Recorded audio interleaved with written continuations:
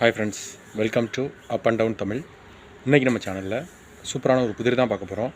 இது வந்து மொத்தம் 2 எழுத்துக்களை கொண்ட ஒரு புதிர். முதல் எழுத்து வந்து நூ அப்படிங்கிற எழுத்தில் ஆரம்பிக்கக்கூடிய ஒரு சொல் தான் இன்றைக்கு விடையாக வரக்கூடியது. அதாவது நாவரிசையில் வரக்கூடிய நூ அப்படிங்கிற எழுத்து தான் முதல் எழுத்து. மேலும் ஒரே ஒரு எழுத்தை கண்டுபிடிச்சி நீங்கள் விடைகளை கமெண்ட் பாக்ஸில் எழுதி அனுப்புங்க நண்பர்களே.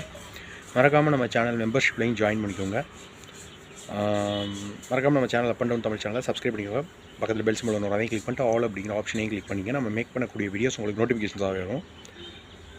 அதற்கு அடுத்த குறிப்பு, கடலில் வந்து அலைகள்லாம் வரும் இல்லையா, கடலில் அலைகள் வந்து உள்ளே போகும் கடலுக்குள்ளே. அப்பொழுதைக்கு அந்த அலைகள் வரும் பொழுது